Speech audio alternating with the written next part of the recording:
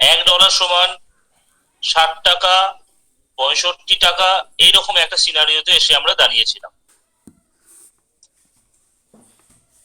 যদি $1 সমান 70 টাকা হয়ে যায়, যদি বল দেখি একটু, যদি ডলারের তুলনায় টাকার দামটা বেড়ে যায় তাহলে ইম্প্যাক্টটা কি হবে? ইম্পোর্ট কস্টলি হয়ে যাবে।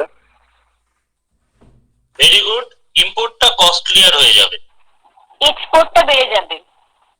এক্সপোর্ট বাড়ুক বাট ইম্পোর্ট কস্টলিয়ার হয়ে যাবে। এবং এর ফলে যেটা আমাদের মেইনলি যে জিনিসটা ইম্পোর্ট করতে হয়, that means crude oil,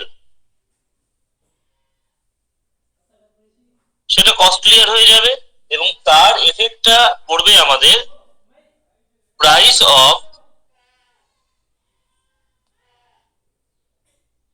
common কমোডিটিতে, অর্থাৎ জিনিসপত্রের দাম বাড়তে শুরু করবে ইত্যাদি ইত্যাদি। এই সিচুয়েশনটা যদি না হয় তাহলে একটা ভালো করে একটা জিনিস বোঝার চেষ্টা কর, ইম্পোর্ট কস্টলি হবে বাট এক্সপোর্ট কিন্তু এক্সপোর্টটা বেড়ে যাবে। এক্সপোর্ট বেড়ে যাবে কেন?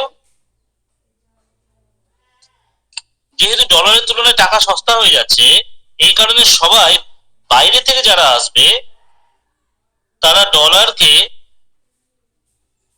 ডলারকে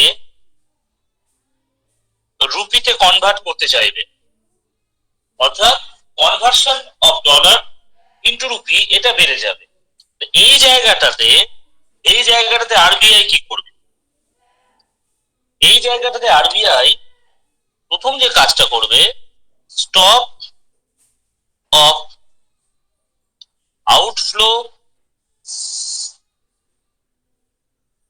অফ ডলার, অর্থাৎ দেশ থেকে ডলার আমি বাইরে বার করতে দেব না। অর্থাৎ টাকা থাকলে তুমি ডলারে কনভার্ট করতে পারবে না। তাহলে আরবিআই কি করবে? আরবিআই ওই ফেমা অ্যাক্টটাকে টাইট করে দেবে, অর্থাৎ সহজেই আমরা টাকা ডলারে কনভার্ট করতে পারবো না।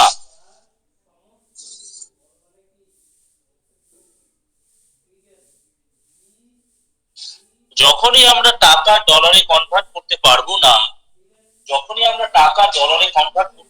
না, তখন কি হয়ে যাবে? এই টাকার দাম যেটা $1 সমান 70 টাকা হয়ে গেছে, $1 সমান যখন 70 টাকা হয়ে গেছে, সেই দামটা অর্থাৎ ডলারকে আমি বাইরে বেরোতে দিচ্ছি না, ঠিক আছে? সেই কারণে আস্তে আস্তে আমরা দেখেছি ডেটা অনুযায়ী, যেটা 2013 সালে $1 ইকুয়াল টু ছিল 70 টাকা, সেটাই আস্তে আস্তে 2014 সালে $1 ইকুয়াল টু হয়ে গেল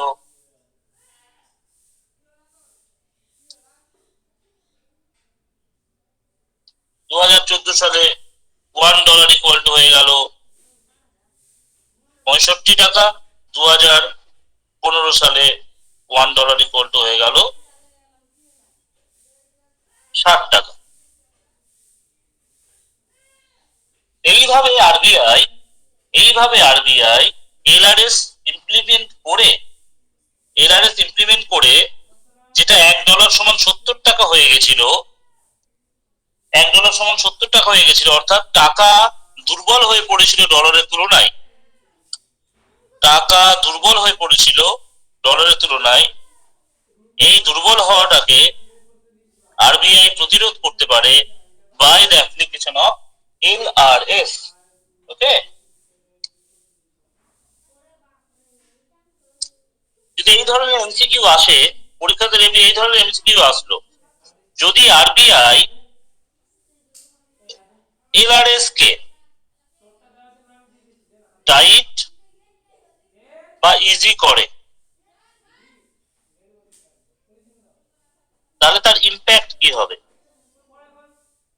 এই কোশ্চেনের উত্তর আমরা দিতে পারি, যদি আরবিআই এলআরএস কে টাইট করে তাহলে টাকা কি হবে? টাকা আরো দুর্বল হয়ে যাবে।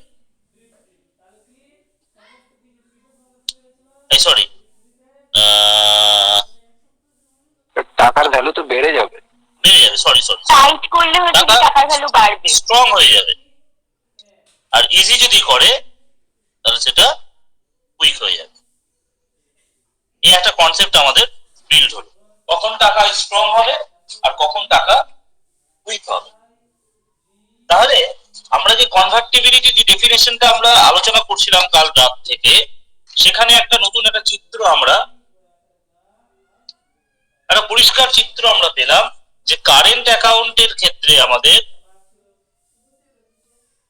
ফুল কনভার্টিবিলিটি, ক্যাপিটাল অ্যাকাউন্টের ক্ষেত্রে আমাদের পার্সিয়াল কনভার্টিবিলিটি।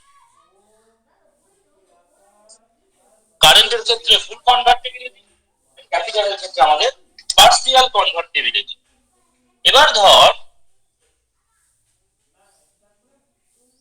আমরা একটা হেডলাইন দিলাম, রুপি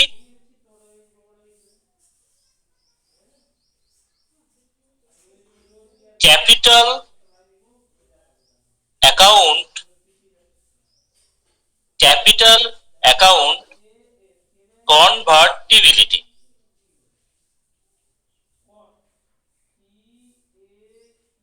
ক্যাপিটাল অ্যাকাউন্ট কনভার্টিবিলিটি। ধর এইখানে আমাদের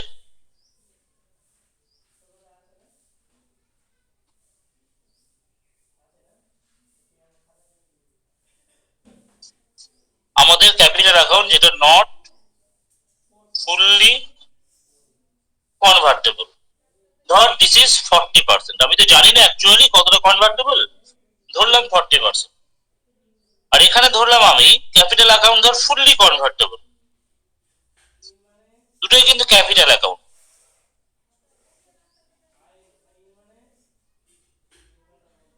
ফুললি কনভার্টেবল। এবার আমি কালকে এক ছোট্ট কথা আপনাকে বলছিলাম, সেটা আজকে লিখে দেখানোর চেষ্টা করছি। ধর আমাদের দেশের ক্ষেত্রে ক্যাপিটাল অ্যাকাউন্ট যেটা 40% ধর কনভার্টেবল, ফুল কনভার্টেবল নয়।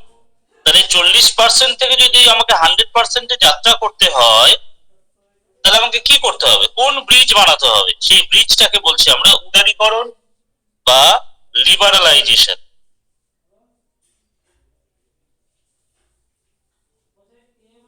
আমরা যদি লিবারালাইজেশন একটা ব্রিজ করে দিই, তাহলে যেটা পার্সিয়াল কনভার্টেবল ছিল সেটা 100% কনভার্টেবল হয়ে যাবে। এবার ফুললি কনভার্টেবল অর্থাৎ ক্যাপিটাল অ্যাকাউন্টের ফুললি কনভার্টেবল এর ফরে কে ছিল? এর ফরে ছিলেন তারাপড়ে কমিটি, আর এগেনস্টে ছিলেন HR খান কমিটি।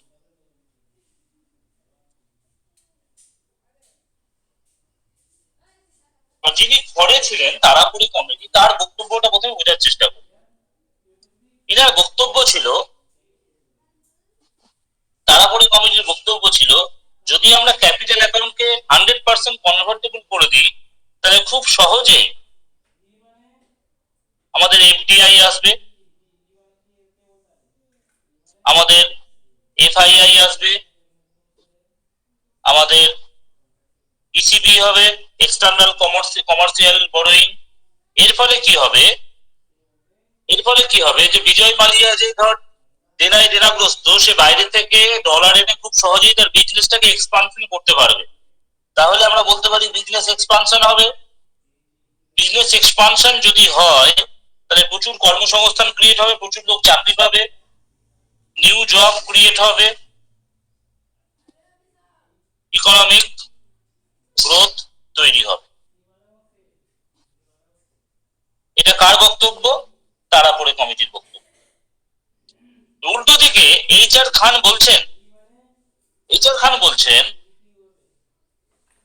IMF এর স্টাডি বলছে,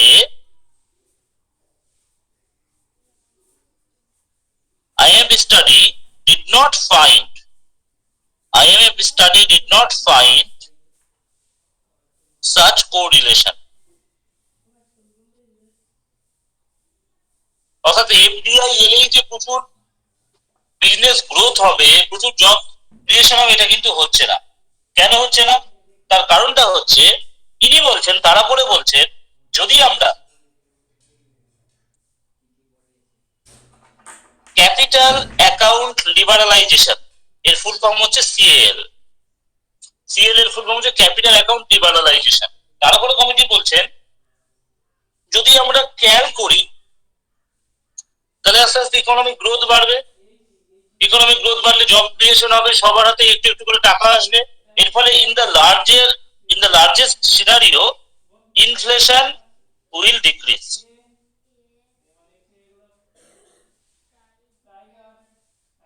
ইনি বলছেন, HR খান বলছেন যে ভারতের ক্ষেত্রে ইন্ডিয়ান ইনফ্লেশনের কিন্তু চরিত্রটা আলাদা। কি চরিত্র আলাদা? ইন্ডিয়ান লিকুইডিটি ফ্লো বেশি হলেই তো ইনফ্লেশন হয়। ইন্ডিয়ান ইনফ্লেশনের ক্ষেত্রে কেবলমাত্র মানি সাপ্লাই বেড়ে গেলে যে ইনফ্লেশন হয় তা কিন্তু নয়। তাহলে হোয়াট ইজ দ্য রিজন? উনি বলছেন আমাদের দেশে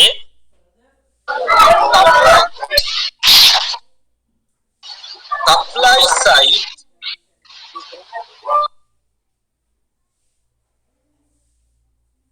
bottlenecks,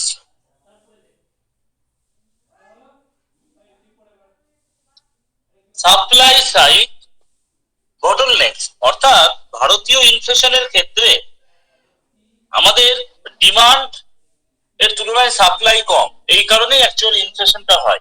এছাড়া এর উপর দাঁড়িয়ে আমাদের দেশে যেহেতু পলিটিক্যাল একটা ইনস্টেবিলিটি আছে,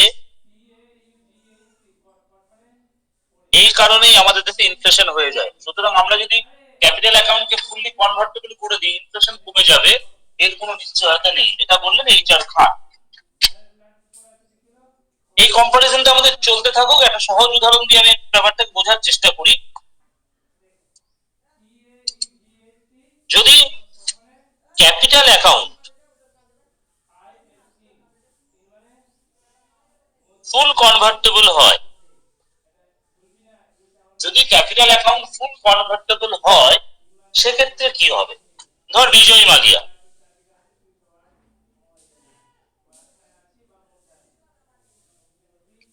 বিজয় মালিয়া, তাকে ভারতীয় ব্যাংক টাকা দিচ্ছে না, সে গেল ব্যাংক অফ আমেরিকার কাছে। ব্যাংক অফ আমেরিকা তাকে $1 বিলিয়ন দিল, ঠিক আছে, উইথ 10% ইন্টারেস্ট রেট, ঠিক আছে। আচ্ছা, এবার বিজয় মালিয়া SBI এর কাছ থেকে সেই ডলারটা একে $1 বিলিয়ন দিল, ইন্ডিয়ান কারেন্সি করে দিল। ইন্ডিয়ান কারেন্সি করার পর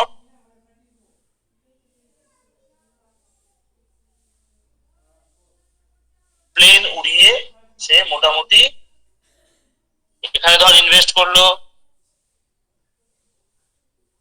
যে টাকাটা এখান থেকে পেলো 50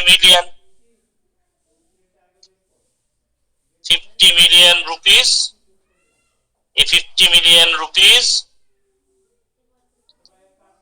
সে ইনভেস্ট করলো, ইনভেস্ট করে রুপিস 1 বিলিয়ন সে প্রফিট করে বেরিয়ে গেল। তাই তো হওয়ার কথা ছিল। যদি ক্যাপিটাল অ্যাকাউন্ট ফুল কনভার্টেবল হয়ে যেত, তাহলে তাই হওয়ার কথা ছিল। কিন্তু একটা জিনিস বলেছি আমরা, HR খান বলছেন যদি ক্যাপিটাল অ্যাকাউন্ট কনভার্টিবিলিটি হয়, মানুষের হাতে টাকা আসবে, টাকা আসলে ইনফ্লেশন বাড়বে। ইনফ্লেশন যদি বেড়ে যায়, ইনফ্লেশন যদি বেড়ে যায়, সেক্ষেত্রে কমন মানুষ, কমন পাবলিক, তারা প্লেনে চড়বে না, তারা কিসে চড়বে? তারা ট্রেনে চড়বে। তারা ট্রেনে চড়বে, যাতে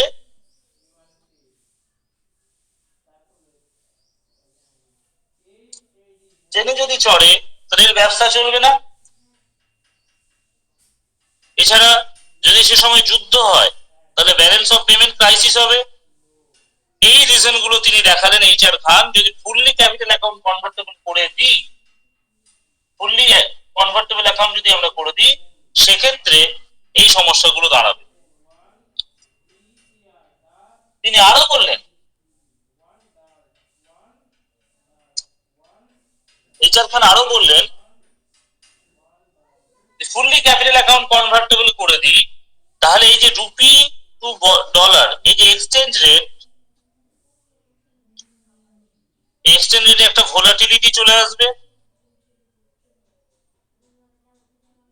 RBI কে তার আলমারি খুলে সমস্ত ডলার বাজারে ছেড়ে দিতে হবে, এবং তার ফলে আলটিমেটলি কি হয়ে যাবে, সিস্টেম কোলাপস,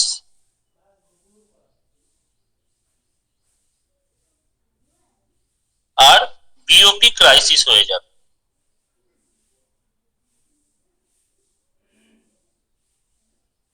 এর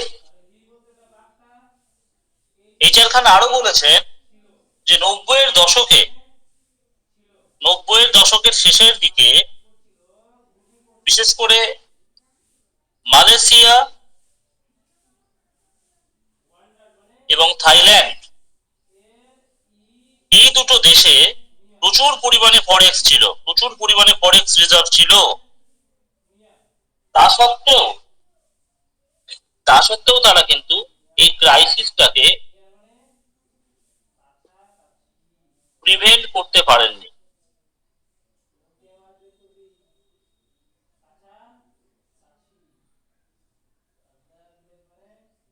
লেট 90-এ মালয়েশিয়া বা থাইল্যান্ডে প্রচুর পরিমাণে ফরেক্স রিজার্ভ থাকা সত্ত্বেও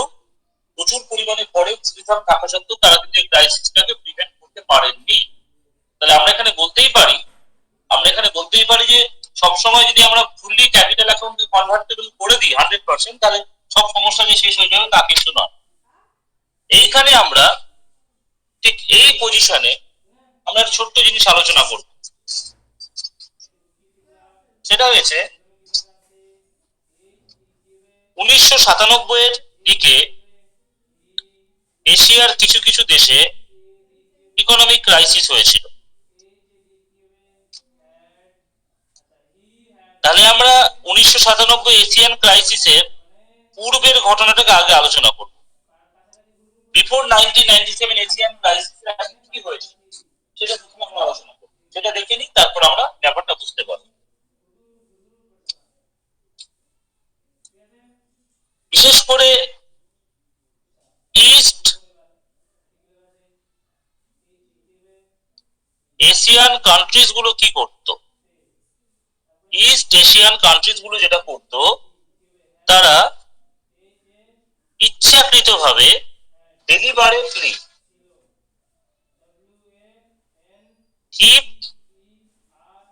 their currencies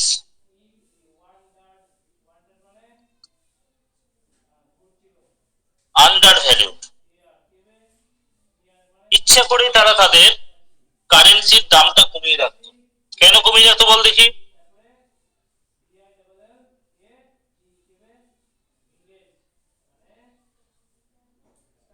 কোন দেশ যদি তার কারেন্সি, হ্যাঁ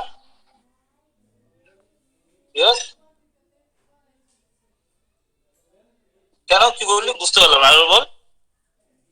ইম্পোর্টটা বাড়বে তাই। একেবারেই তাই, এক্সপোর্ট বাড়বে। $1 সমান যদি 70 টাকা হয়, তাহলে ইম্পোর্ট কস্টলিয়ার হবে, বাট এক্সপোর্ট চিপার হবে। আন্ডার ভ্যালু করে রাখা মানে কি, ডলারের তুলনায় সেই কারেন্সির দামটা কমিয়ে রাখা। আন্ডার ভ্যালুটা বুঝতে পারিনি, আমি ভেবেছি মানে দামটাকে কমিয়ে রেখেছি। ঠিক ঠিক। তো এটা কেন করে? Two boost export. এইভাবে যখন তারা আন্ডার ভ্যালু করবে, তার মানে কি সেই দেশের কারেন্সির তুলনায়, সেই দেশের ধর যখন $1 সমান ধর হঠাৎ করে যদি 70 টাকা হয়ে যায়, সেক্ষেত্রে কি হবে, সেই দেশ, সেই কান্ট্রি বাজারে তো বেশি ডলার তাকে ছাড়তে হচ্ছে না,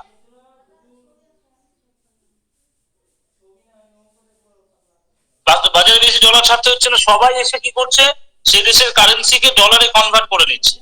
এর ফলে ফরেক্স রিজার্ভ কিন্তু আস্তে আস্তে বাড়তে থাকছে। এটা কেন বাড়তে থাকছে? যেহেতু আমরা ফুল ক্যাপিটাল অ্যাকাউন্ট কনভার্টেবল করে দিয়েছি, ফুল ক্যাপিটাল অ্যাকাউন্ট কনভার্টেবল করে নিয়েছি। এর ফলে কি হচ্ছে, এফডিআই বা এফআইআই ফরেন ইনভেস্টমেন্ট হাই হয়ে যাচ্ছে, জিডিপি গ্রোথ ডবল ডিজিট হয়ে যাচ্ছে,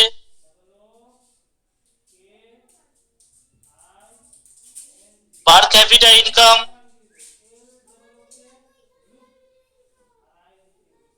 সেটাও আমাদের হাই হয়ে যাচ্ছে। এই ঘটনাগুলো ঘটছে। তাহলে এগুলো দেখে কিন্তু প্রাথমিক অবস্থা আমাদের মনে হতেই পারে, তাহলে যদি ক্যাপিটাল অ্যাকাউন্ট ফুল কনভার্টেবল করে দেওয়া হয় তাহলে তো সুবিধাই আছে, তাতে অসুবিধা কোথায়? তার মানে তারা করে কমিটির বক্তব্যটা মানলেই তো হতো। ক্যাপিটাল অ্যাকাউন্ট যদি আমরা ফুল কনভার্টেবল করে দিতাম তাহলে তো ভালোই হতো, সমস্যা তো কিছু ছিল না। সমস্যা হলো, কবে সমস্যা হলো? সমস্যা হলো থাইল্যান্ডে, সমস্যা হলো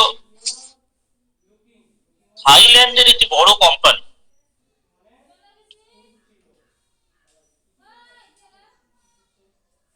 থাইল্যান্ডের বড় স্টিল কোম্পানি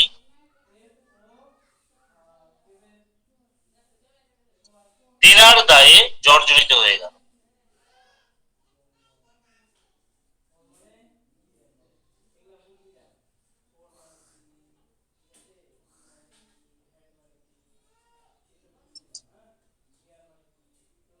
দেনার দায়ে জর্জরিত হয়ে গেল।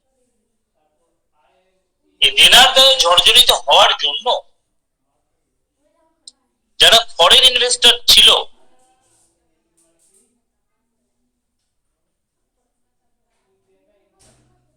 তারা কি করলো, তারা তাদের যে ডলারগুলো ঢুকেছিল, ব্যবসায় যে ডলারগুলো ঢুকেছিল সেই ডলারগুলো তারা তুলে নিল।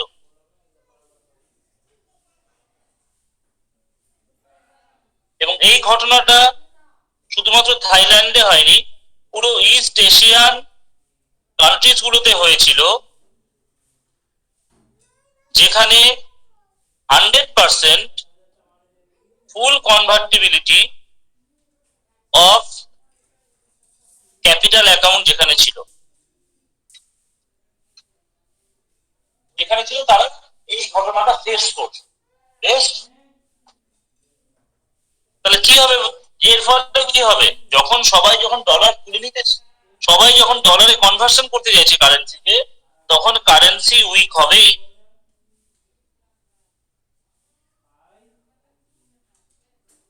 কেন? ভালো করে বোঝার চেষ্টা কর। সবাই চাইছে ডলারে কনভার্সন করতে, তাহলে কে দামি হবে? তাহলে কার চাহিদা বাড়লো? ডলারের চাহিদা বাড়লো, তাহলে ডলার দামি হবে। তাহলে কেউ আর কারেন্সিতে রাখতে চাইছে না, তাহলে কারেন্সি কি হয়ে যাবে? কারেন্সি উইক হয়ে যাবে। যার চাহিদা বাড়বে সে স্ট্রং হবে, যার চাহিদা কমবে সে কিন্তু উইক হয়ে যাবে। যার চাহিদা বাড়বে তার দাম তো বাড়বে। পেঁয়াজের চাহিদা যদি বেড়ে যায় পেঁয়াজের দাম বাড়বে, ডলারের চাহিদা বাড়ছে তাহলে ডলার কি হয়ে যাবে? স্ট্রং হয়ে যাবে। আর কার চাহিদা কমে যাচ্ছে? কেউ আর সেই কারেন্সি রাখতে চাইছে না, কারেন্সি গুলোকে ডলারে কনভার্ট করতে চাইছে, তাহলে সেই দেশের কারেন্সি আস্তে আস্তে উইক হয়ে যাবে। তো যখন প্রচুর পরিমাণে এফডিআই আসলো তখন ইন্দোনেশিয়াতে $1 সমান ছিল 2000 ইন্দোনেশিয়ান রুপি। সেটাই পরে যখন এই ক্রাইসিসটা হলো তখন $1 ইকুয়াল টু হয়ে গেল 18,000 ইন্দোনেশিয়ান রুপি। এর ফলে কি হয়ে গেল? ক্রুড অয়েল ইম্পোর্ট কস্টলি হয়ে গেল, ইনফ্লেশন হাই হয়ে গেল, দাঙ্গা লেগে গেল চারিদিকে, পলিটিক্যাল ইনস্টেবিলিটি দেখা গেল।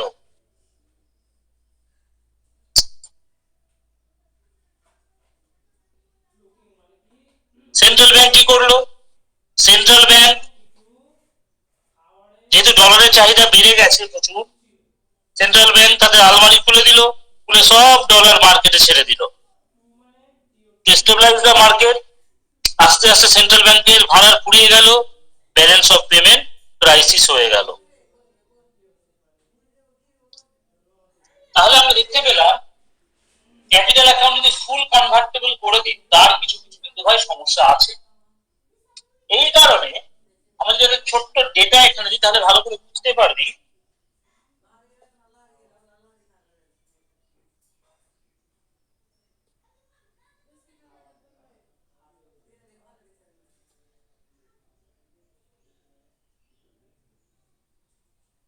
উনিশশো সালের জিডিপি গ্রোথ রেটের যদি চিত্রটা আমরা দেখতে পাই,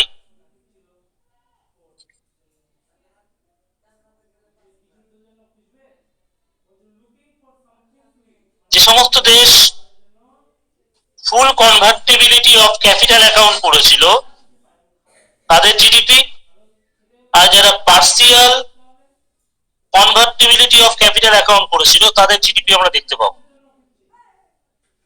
থাইল্যান্ড জিডিপি ছিল -9.4, সাউথ কোরিয়া এদের জিডিপি ছিল -5.8,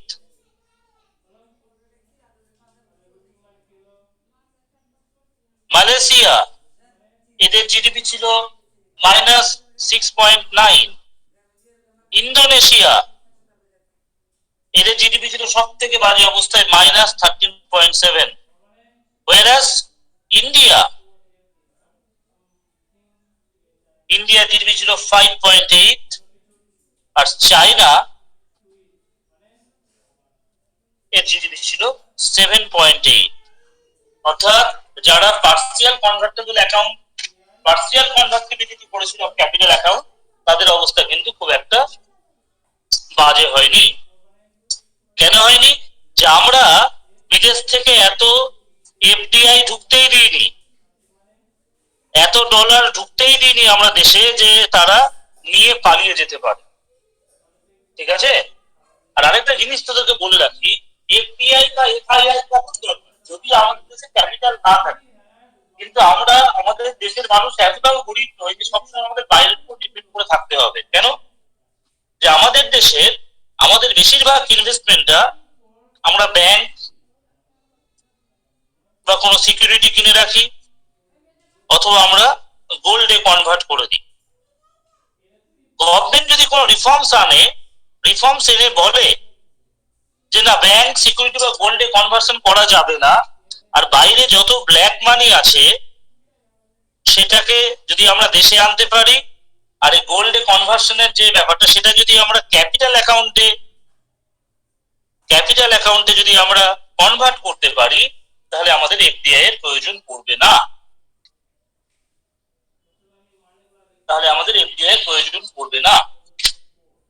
1996 সালে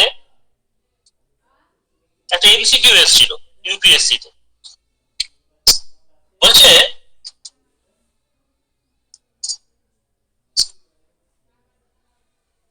ফুল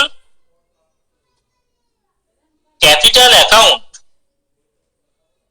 কনভার্টিবিলিটি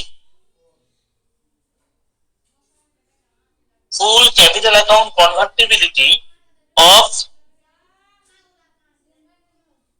Indian rupee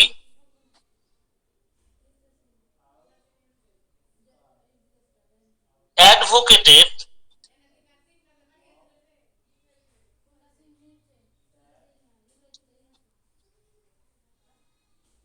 because চারটি অপশন আমরা দিচ্ছি। Number,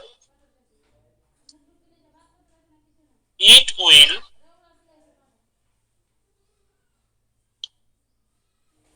stabilize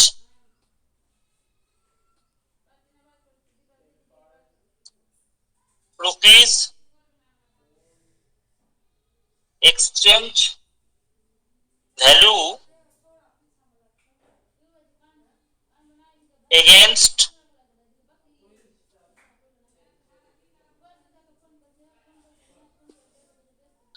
major currencies of the world. এক নম্বর অপশন। 2 নম্বর অপশন হচ্ছে it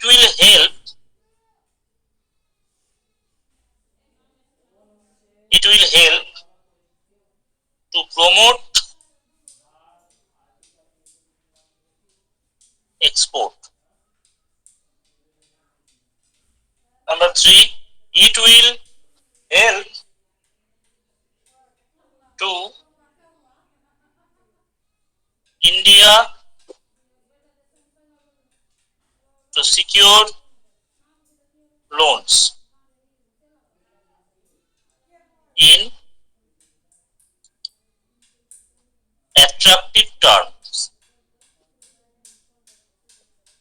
আর নাম্বার ডি হচ্ছে it will help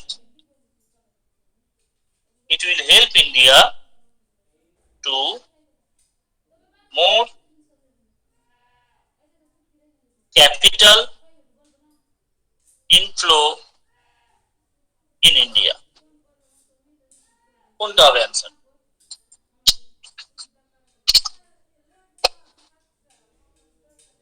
অ্যান্সার কোনটা হবে? চারটে অপশন আমরা দেখেছি। যদি ফুল ক্যাপিটাল অ্যাকাউন্ট কনভার্টেবল করে দিই, full capital account convertibility of India rupee advocated because, কেন অ্যাডভোকেট করা হয়েছিল, কেন এটাকে গুরুত্ব দেওয়া হয়েছিল? প্রথম অপশন দেখতে পাচ্ছি it will stabilize rupees exchange value against major currencies of the world. No, not necessary. এটা করলেই যে স্টেবিলাইজড হয়ে যাবে তার কোনো মানে নেই। তাহলে এক নম্বরটা হচ্ছে না। It will help to promote export, no, এক্সপোর্টের সঙ্গে আমাদের কারেন্ট অ্যাকাউন্টের গল্প আছে, ক্যাপিটাল অ্যাকাউন্টের কোনো গল্প নেই। তাহলে এও হলো না, বিও হলো না। সি বলছে ইট will help India to secure loans in attractive terms, না, এটাও প্রয়োজনীয় নয়। এটা করলেই যে আমরা অ্যাট্রাকটিভ লোনস পাবো তা নয়। D number it will help two more capital, yes, this is the correct answer. এর ফলে কি হয়েছে, প্রচুর পরিমাণে এফডিআই মানে ক্যাপিটাল প্রচুর পরিমাণে আমাদের দেশে আসবে, ফুল ক্যাপিটাল অ্যাকাউন্ট কনভার্টিবিলিটি করে দেওয়া হয়।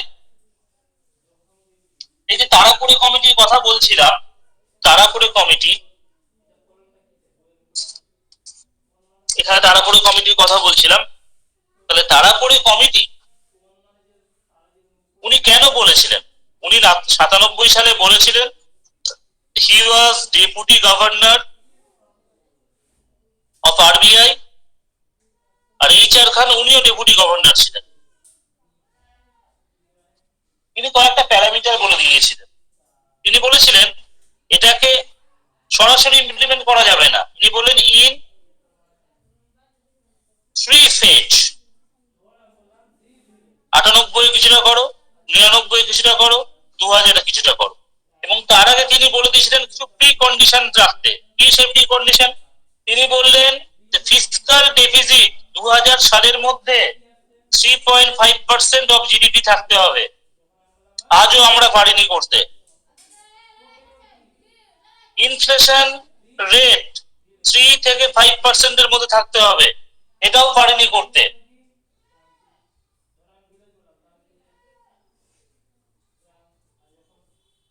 এনাফ ফরেক্স থাকতে হবে ফর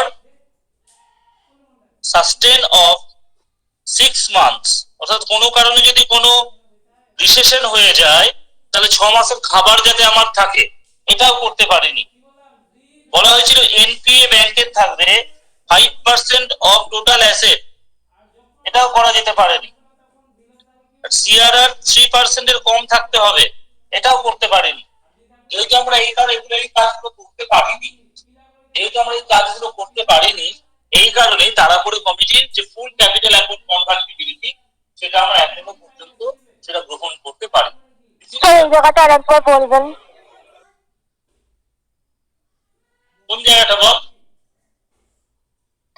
লাস্ট পার্টটা অ্যাকচুয়ালি নেট কেটে যাচ্ছিল, শোনা যাচ্ছিল না, ওই জন্য। এখানে বলা হয়েছে তাড়াহুড়ো কমিটির যে ফুল ক্যাপিটাল অ্যাকাউন্ট কনভার্টিবিলিটি সেটা আমরা অ্যাডপ্ট করতে পারিনি কেন? তাড়াহুড়ো কমিটি বলেছিলেন যে আমরা এট এ টাইম এটাকে ইমপ্লিমেন্ট করতে পারবো না, এটা ইমপ্লিমেন্ট করার জন্য আমাদের 3টে ফেজে ইমপ্লিমেন্ট করতে হবে। 97 সালে তিনি কমিটি রিপোর্ট দেন, তিনি বলেন 98 কিছুটা ইমপ্লিমেন্ট করো, 99 কিছুটা ইমপ্লিমেন্ট করো, 2000 কিছুটা ইমপ্লিমেন্ট করো। 98, 99 এবং 2000। এবং এই ইমপ্লিমেন্টেশনের আগে প্রথমে কয়েকটা কন্ডিশন আমাদের দেখে নিতে হবে। কি সেই কন্ডিশন? প্রথম কথা, ফিসকাল ডেফিসিট এটা টোটাল জিডিপির 3.5% থাকতে হবে 2000 সালের মধ্যে। আজও আমরা সেটা অ্যাচিভ করতে পারিনি। ইনফ্লেশন সেটা 3 থেকে 5% থাকতে হবে, এটা আমরা অ্যাচিভ করতে পারিনি।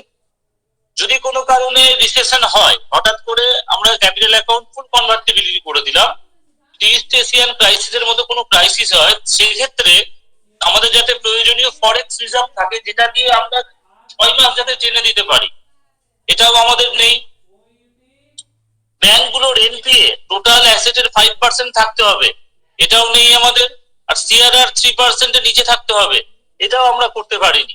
যেহেতু আমরা এই প্যারামিটার গুলো আমরা অ্যাচিভ করতে পারিনি, সুতরাং সেক্ষেত্রে ফুল ক্যাপিটাল অ্যাকাউন্ট কনভার্টিবিলিটি আমাদের দেশের মতো দেশের ক্ষেত্রে হওয়াটা একটু অসুবিধাজনক। তো দিস ইজ এটাই ছিল আমাদের আজকে ব্যালেন্স অফ পেমেন্টের লাস্ট পার্ট। আমি তার কয়েকটা শুধু এমসিকিউ আলোচনা করব।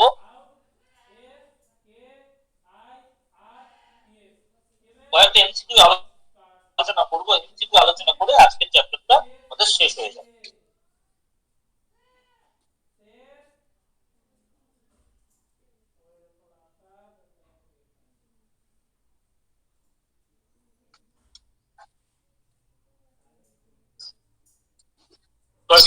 যেগুলো পরীক্ষাতে সাধারণত আসে সেটা আলোচনা করব আজকে। আর পলিটিটা করানো যাবে না, পলিটির পরে উইকে আমরা করব।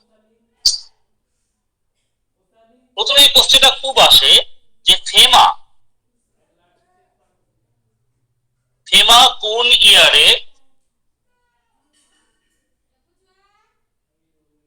প্রমালগেটেড হয়? পরীক্ষাতে এটা খুব আসে।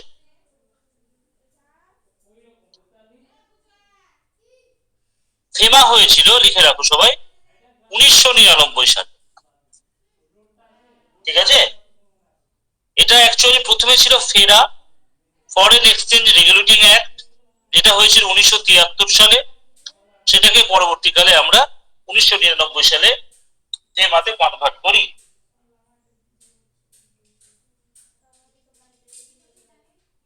এবারে কোশ্চেন দিয়েছে, কোশ্চেনটা হচ্ছে under free exchange rate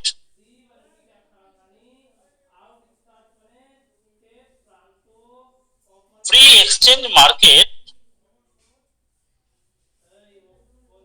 the rate of foreign exchange, the rate of foreign exchange is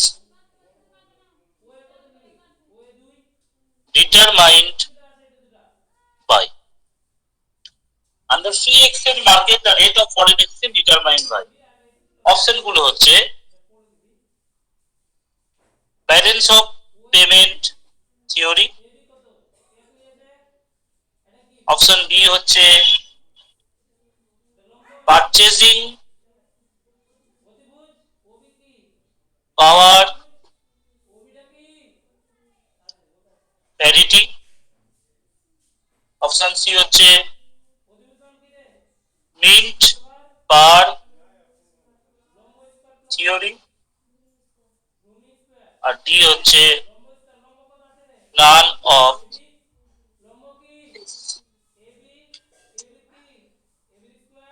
বলো। স্যার অপশন এ।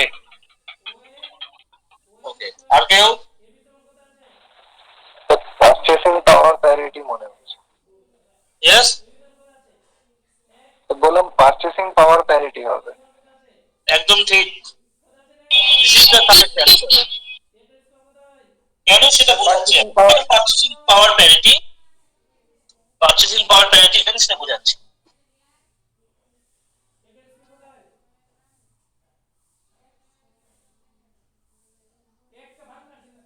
ধর one pair of shoes, এক জোড়া জুতোর দাম ভারতে হচ্ছে 2500 টাকা। ঠিক আছে, যদি $1 সমান 50 টাকা হয়, তাহলে সেই জুতোর দাম, এটা হচ্ছে ইন ইন্ডিয়া, সেই জুতোর দাম ইউএসএ তে হওয়া উচিত ছিল $50।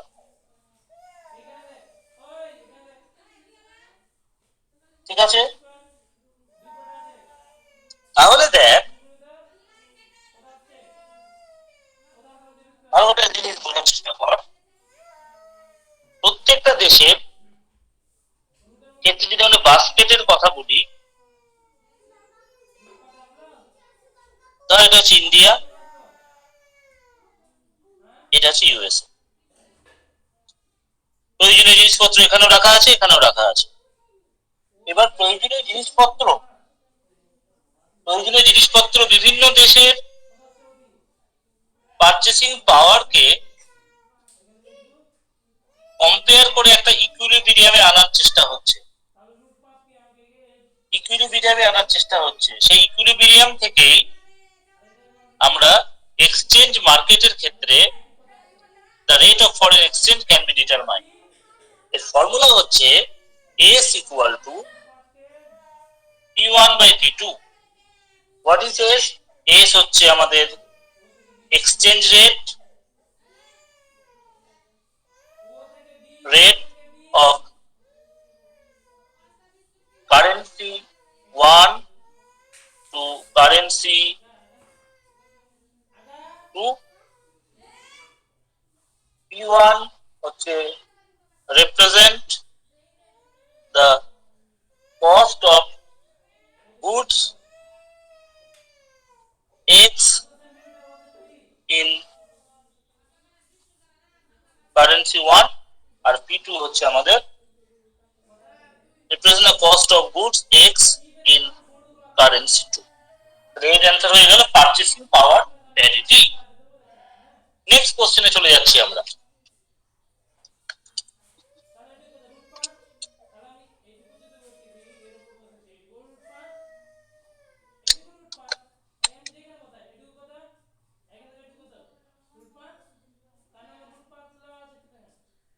Which of the following authorities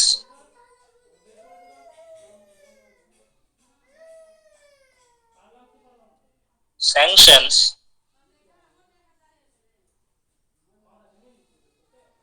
foreign exchange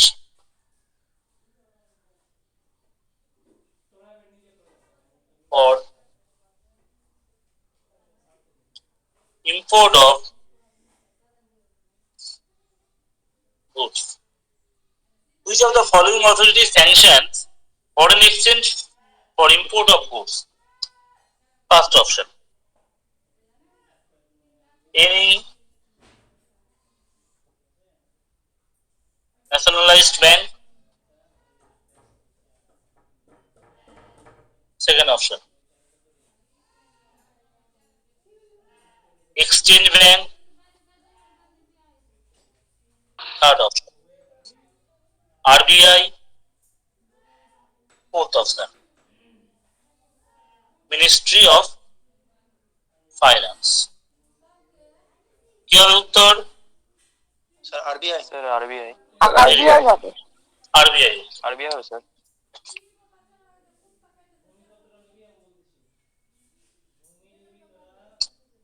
তারপর একটা কোশ্চেন পরীক্ষাতে খুব দিচ্ছে আজকাল, আমিও পরীক্ষাতে দিয়েছি বিভিন্ন পরীক্ষাতে।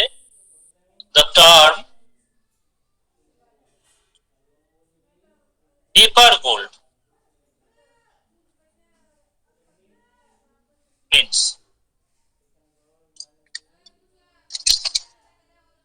ফার্স্ট হচ্ছে এসডিআর,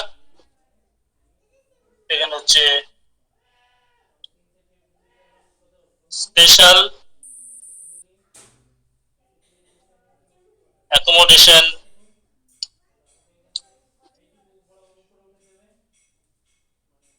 ফ্যাসিলিটি অফ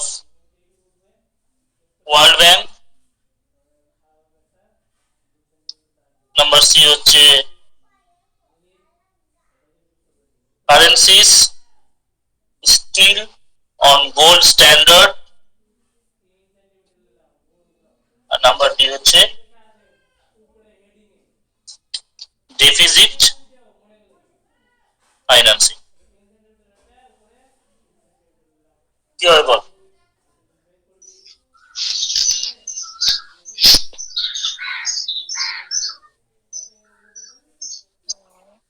क्या होगा आंसर बोलिए? क्या হবে স্যার? এসডিআর। কি হবে? এসডিআর। এসডিআর কেন হবে বল দেখি, এসডিআর কি জিনিসটা কি বল দেখি একটু। SDR sir Special drawing sir special right দেওয়া আছে না স্যার আরবিআই থেকে? সিকিউরিটি মানে বা গোল্ড কেনার যেটা ইটা দেওয়া আছে স্যার, যেটা পড়াছিলেন আগের দিন স্যার। 18% মানি সেভিংস লাইবিলিটির মধ্যে ইউজ করতে পারবে ব্যাংক নিজের স্যার, ওটাই স্যার। Very good. আমি বলেছিলাম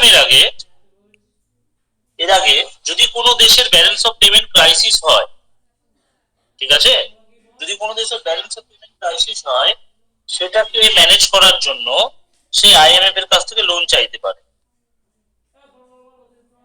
এবং তার জন্য তার যে জিনিসটা দরকার দ্যাট ইজ কল্ড এসডিআর বা স্পেশাল ড্রয়িং রাইটস। আইএমএফ 1970 সালে ঠিক আছে ইউএস ডলারের একাধিপত্র, সব ক্ষেত্রে ইউএস ডলারের যে একাধিপত্র সেটাকে খর্ব করার জন্য এসডিআর ফর্ম করেছিল। এটাকে পেপার গোল্ড বা পেপার টাইগারও বলা হয়।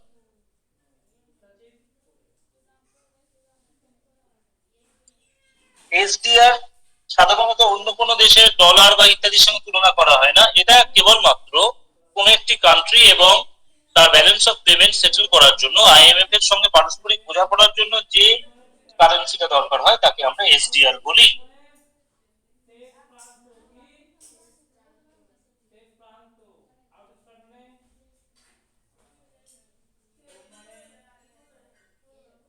এসডিআরটা আইএমএফ এর যত সদস্য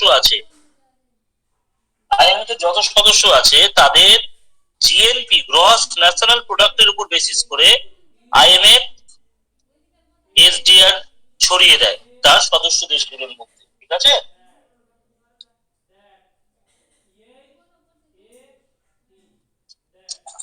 last question,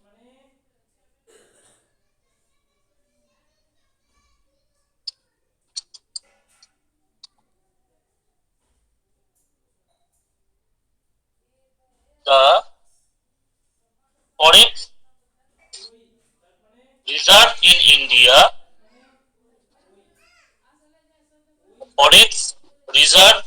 India, have been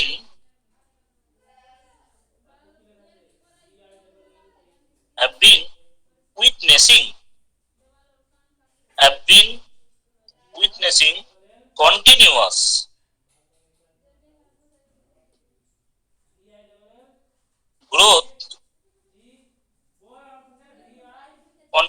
growth due to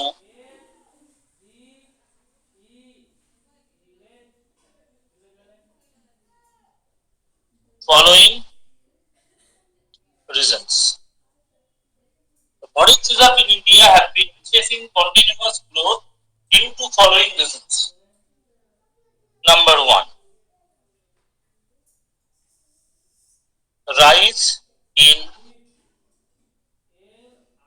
FDI inflows. 2 number, gift from foreign countries. Number 3, high interest regime in the country.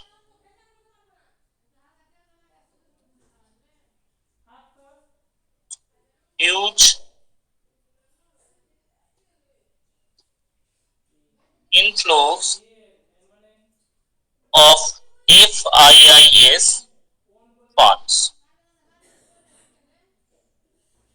5 number, remittance from Indians abroad. Option গুলো হচ্ছে এ হচ্ছে 1 3 4 5, B হচ্ছে 1 2 3 4, C হচ্ছে 1 2 4 5, D হচ্ছে 2 3 4 5. C হবে। আচ্ছা, তাহলে আমরা এলিমিনেশন মেথড ইউজ করি, তাহলে আমরা বুঝতে পারবো, কেমন? আচ্ছা, রাইজ ইন এফডিআই ইনফ্লোস, এটা ঠিকই আছে, এফডিআই বাড়ছে বলে ফরেক্স বাড়ছে। গিফটস ফ্রম ফরেন কারেন্সিজ, তাহলে প্রথমে আমাকে জানতে হবে ফরেন এক্সচেঞ্জ রিজার্ভ আমরা কেন করি। আচ্ছা, তো পরে বলছি gifts from foreign currencies, this is not the reason. Gift ইচ্ছা মতো দিতে পারে, নাও দিতে পারে, গিফটের উপর ফরেক্স রিজার্ভ নির্ভর করে না। High interest regime in the country, আচ্ছা এটা পরে আলোচনা করছি। হাই ইনফ্লোস, এটাও অবশ্যই। স্যার এই নাম্বার হবে তাহলে স্যার। Remittance, yes রেমিটেন্সটাও। তাহলে দেখ কোনটা হচ্ছে না, কোনটা দুইটা হচ্ছে না, তাহলে দুই যেখানে যেখানে থাকবে শুধু স্যার সেটা বাদ,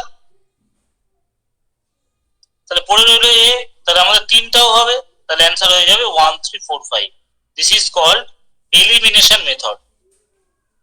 এই ধরনের কোশ্চেন সবসময় এলিমিনেশন মেথড দিয়ে করতে হয়। কিন্তু স্যার ফরেন কান্ট্রি থেকে যদি গিফট আসে তো ওটা তো ক্যাপিটাল অ্যাকাউন্টেই আসবে, and as a আসতেই result পারে, আমার আসতেই পারে। এবার পরে দেখ, গিফট আমাকে কখন দেবে না দেবে তার কোনো ঠিক নেই, এবং মানে গিফটের উপর অ্যাকচুয়ালি ফরেক্স রিজার্ভটা ডিপেন্ড করে না। Gift is not a continuous flow, ঠিক আছে? গিফট এলে সেটা মানে ওই মানে ফরেক্স রিজার্ভকে ওই যেরকম সমুদ্র থেকে এক ভরি জল তুলে নিলে বা ঢাললে যেরকম কোনো চেঞ্জ হয় না, ব্যাপারটা অনেক সেরকম। এই কারণে গিফটটা খুব একটা ম্যাটার করে না। আমাদের বিওপি ইজ ফিনিশড। তোমাদের কাজ হচ্ছে বিওপিটাকে ভালো করে তৈরি করা, ভালো করে পড়ে ফেলা, নিতেন সিংহানিয়ার বই থেকে বা বিভিন্ন বই থেকে ভালো করে পড়ে ফেলা, আমার নোটটা ভালো করে স্টাডি করা, আর প্রচুর পরিমাণে এমসিকিউ সলভ করা। আমি আশা করছি এই চ্যাপ্টার থেকে তোদের আর যদি ঠিকঠাক করে পড়া থাকে, যে কোনো ধরনের কোশ্চেন তোরা এখান থেকে তোরা ক্যাপচার করতে পারবে। এটা আশা করা যায় তো নাকি? হ্যাঁ স্যার। একদম। সুতরাং এটাকে ভালো করে তৈরি করে নাও।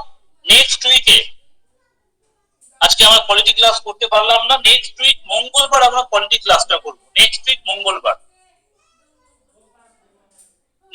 মঙ্গলবার পলিটি ক্লাস করবো, আর নেক্সট উইক সোমবার রাত্রেবেলা আমরা জেনারেল সায়েন্সের ক্লাস করব। নেক্সট উইকে সোমবার এবং মঙ্গলবার অনলাইন ক্লাস হবে, অন্যান্য দিনগুলো হবে না। স্যার কালকে ক্লাস হবে না? না, কালকে ক্লাস হবে না। ঠিক আছে, এ পর্যন্তই থাক। এবং আজকেই শুরু করে দে, ব্যালেন্স অফ পেমেন্টটা আজকের মধ্যেই শেষ কর, ওরা জমিয়ে রাখলে সমস্যা হয়ে যাবে।